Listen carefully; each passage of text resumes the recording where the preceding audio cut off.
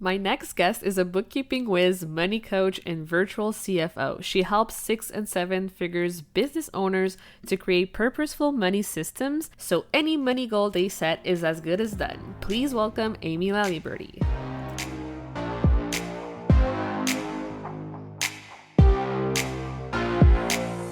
Welcome to the Powerful Female Leaders Podcast. I'm your host, Anna Patricia Bourgeois, certified business coach.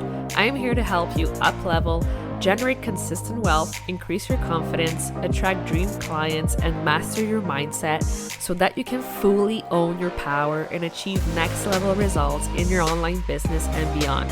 Every week, a powerful conversation will take place with amazing guests, or I'll share from my experience to help inspire you to start and scale the business of your dreams while being powerfully you.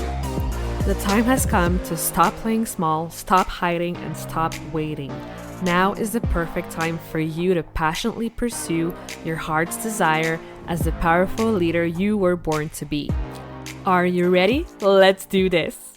Hello, everyone, and welcome to another episode of the Powerful Female Leaders Podcast. I am here today with a very special guest, Aimee Laliberte, and I'm so excited for her to come and share her story.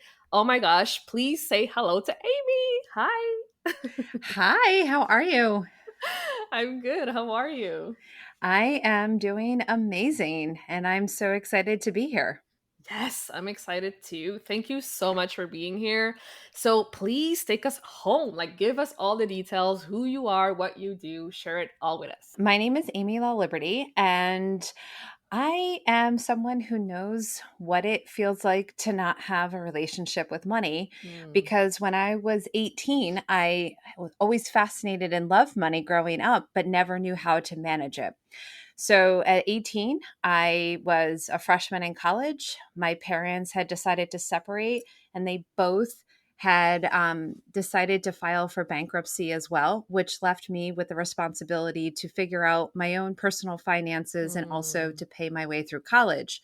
So I learned very quickly that understanding money was going to be a very important adult skill, but Mhm. also like life skill for me in terms of from the time I was 18 all the way to now. And built my entire career working with money. I was in the corporate world for over 20 years, designing programs and initiatives to raise multi-millions of dollars, both Mm. on the front end as well as the back end, really developing the strategy, understanding the financial pieces of it. And then what I decided was about 5, 6 years ago, I realized that the skill set that I had created was something that small businesses needed and that Mm. was not really available to them in a marketplace at an affordable rate. So I started my own business to do exactly that. So my firm does everything from bookkeeping all the way up to fractional CFO support. And I also do coaching for mindset because that is the piece that I think is overlooked in terms of any financial goal for scaling or anything is really managing your mind around any financial goal you wish to set, whether it's in business or in life. Oh my gosh. Like, I am so blown away right now because our background is so similar. Like, my parents divorced as well when I was 15. Mhm. And it was like a huge financial responsibility for me to like work 2 jobs, go to school full time, help my mom with some bills. Like, I was like spread so thin, and I know like the amount of responsibility and the pressure. Like, I just learned so young and I grew Mhm. so fast. So I Mhm. relate to your story so much. So thank you for sharing that. You're welcome. Yeah, it's interesting because for such a long time was I don't want to say ashamed of it, but I was Hmm. embarrassed of it. I was embarrassed at the fact that that was it. But as at the time, I was so overwhelmed. Hmm. And now I view it as, oh my gosh, that was a gift because my money mindset and money management acumen got so well oiled and fine tuned Mm-hmm. because of that, that I feel so blessed that that happened, because now I have all of the tools and the skills available to me as a 42-year-old woman who manages her own business, and Mm-hmm. 6 and 7 figure business owners as well. Yeah, like I feel the same way. I'm like, this was a blessing in disguise. It didn't feel like it at the No, time, but no, I was like, exactly. why me? Oh my gosh. Yeah. And I love the fact that you also work with mindset. Like, I also think it's a huge thing. Like, Mhm. because I feel like we can feel so much shame and guilt and like all these feelings around money. So I'm curious to know, like, how do you help these people exactly with their mindset? I think that there is in this these thoughts that are these collection of thoughts for people that think, okay, if I make this much money, then this, fill in the blank. And then when they make that much money, they find that it doesn't create that result, that feeling, right? And then it's Mm. like, oh, it must be more money. So then they set it up. And but what it is that they're looking at it from the wrong lens. Mm-hmm. They think it's the money that's creating the feeling. But the money, the dollar amount, whether it's 1 million, 1 billion, 1,000, that number is neutral. It's our thoughts about it is what creates the feelings.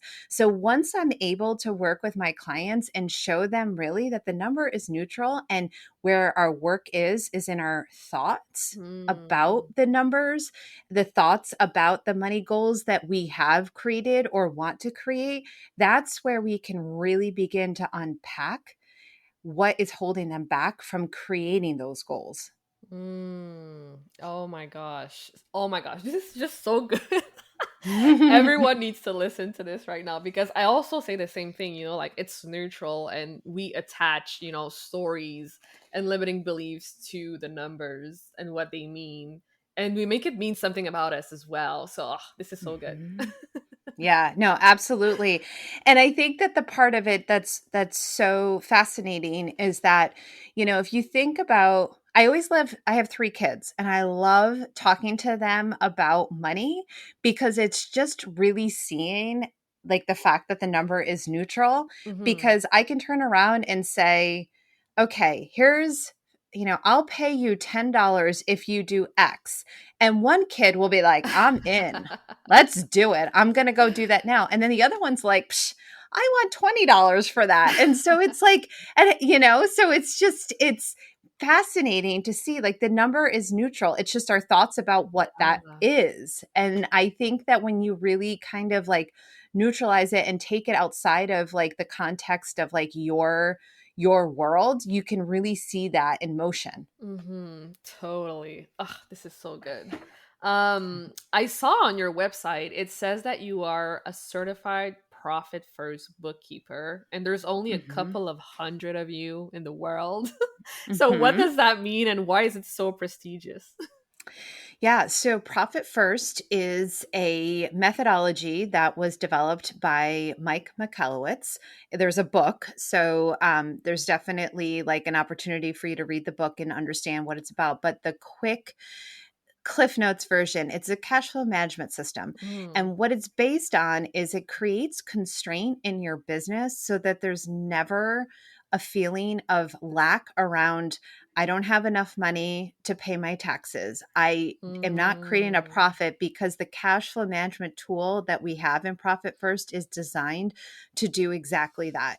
We have different percentages that we allocate and we recommend to our clients that allow them to create maximum profitability in their business based off of their real revenue number. So it's not like, oh, I just started out and I've only made $10,000 in my business versus I am a $10 million business. The profit first methodology works no matter what your revenue size is, because it mm. creates the constraint in your business, and it gives your income, it allocates it to specific jobs in order to keep you running a very profitable business. Wow, this sounds incredible. I have to look into Mhm. this. Yeah, absolutely. Thank you so much for sharing. It's really eye-opening for sure. Yeah, no, it's one of those things where I think that business owners, they think, oh no, I know my business really well. But one of the things, as someone who works with businesses, 6 and 7 figure businesses, on their bookkeeping, their and I serve in a fractional CFO perspective as well, is that one of the common things, and it doesn't matter how much money you have coming into your business, but it comes with this: I'm doing really well, sales are good, but I Mhm. have no money and I don't Mm. understand why. And when they say something along that realm, it leads me to believe that there's a cash flow problem and there's a disconnect in terms of their relationship with the numbers, and not understanding how the numbers relate to each other. And so it's this beautiful opportunity to not only like course correct and get them so that they are Mm. in relationship with their money, but then they can turn around and really start to think, okay, I know this now. I want to scale my business. How do I do that? And how do I do that in a really thoughtful, intentional way? Okay, wow. That is so impressive. And I feel like giving those business owners that confidence is huge as well for their success. Absolutely. I mean, for me, what it really boils down to is confidence and clarity is Mhm. where are the feelings that I want to evoke when working with my clients, regardless of where they are on their entrepreneurial journey. Because if there is a relationship with the financials, and if they have the clarity in their financials, they will create whatever goal that they set. Mhm. Because so many business owners lack a relationship with their business financials and with their money, because again, back to the mindset, they think that it's a reflection of, like, if their financials are bad, that means that there's something wrong with them, and they Mm. absolutely have nothing to do with each other. They're very separate. They're two totally separate things. Yeah, absolutely. Wow. This is incredible. Thank you for sharing all of this. So many golden nuggets. I've also seen your Instagram, which I love, by the way. And I see you said that however messy you think your books are, they're not the worst you've ever seen. So Mhm. talk to us more about that line of thought. What happens is when business owners are just getting started, obviously they want to be very intentional and their spending. And so there's Hmm. certain things that they make decisions on in order to invest in. And one of the things that they may not do is invest in hiring a professional to create a sound accounting money management system for their business. Sometimes business owners Mm. just decide they're going to use a spreadsheet, because once they're making more money, then they'll put themselves into an accounting software. And so I have seen everything from years of financial information being handed to me in a stack of papers, asking for me to organize it. Oh Um, my God. Things that have been, things miscategorized and therefore not showing the full financial picture. And then just like having a system that is created on an Excel spreadsheet that isn't reflective of any of the amount of revenue nor the expenses that were created in the business. And so, wherever you're coming from, when you're working with someone who has the experience that I have in terms of like the bookkeeping and the CFO support, there's nothing that I have not seen. I've seen it all. Mm. And wherever you are, it's no judgment. I mean, the fact that you're interested in having a relationship with your money, like that's the starting line, and it Mhm. is going to get so much easier for you once you have a sound money management system that you can then pull reports from, and then really start to have an intentional relationship with your business financials. Yes. Oh my gosh. I'm just so glad that you're there to help those people because it's so important. I ask this to everyone who comes on the podcast, and I'm really curious to know your answer. What does being a powerful leader mean to you? I think being a powerful leader is to have complete and total, like, honesty and transparency with yourself. Mm-hmm. And what I mean by that is, I think oftentimes we find ourselves when it comes to, I'm going to answer this from like a money financial lens, that we see all of the people, whether you're, working in the online space or another space where they're creating these massive money results. And there are some times where you're like, I mean, you're always like good for them. And then there's this, sometimes this invitation for, how come I'm not there? And Mm. I think it's this opportunity. Being a powerful leader means that you embrace yourself for exactly where you are, because that is exactly where you're meant to be. And you love yourself unconditionally for where you are, because this is not a competition in regards to like, I need to create more money. I need to do this. It's about having an intentional business that creates the impact not only for your clients, but also for yourself and for what means most to you in your life. Yes, amen. This is so good. Yeah, like I always say, like collaboration first. Like let's support one another. Like there's no competition, because I truly have that abundant mindset that there's enough to go around for everyone. So I'm glad that you brought that up. Absolutely. No, there really is. And I think the other thing that's always so fascinating is, when I first started out, it seemed like there was this, like, there's a lot of talk, and there still is, about the like, let's make a 6-figure business. And then it's like the 6-figure mark is sort of like the promised land. And then once you get there, then it's like the 7-figure business. And what I have taken away in my 5-year journey, is the celebration of the moments of like creating like the results that you want to create, but then also celebrating exactly where you are and the things that go beyond that. I mean, the results that I've created in my business, I would have never have created in like a 9 to 5 corporate setting. And I love the fact that I'm able to create the impact that I have with the businesses Hmm. that I work with and the business owners that I work with. And I think oftentimes we fail to just take a moment, pause, and then Hmm. just take delight and celebration in what we've created so far, and then decide from a space of abundance, as you said, that Hmm. okay, where do we want to take this next, and not be in such a rush or hurry to get there. Yes, absolutely. Like I'm in this for life, like growth over a lifetime. So I stopped putting pressure on myself to Mhm. get everything done to achieve all the results like yesterday, because, like I'm in this, like I said, for life. Right, right. And I try to make decisions from a point of like, here I am now.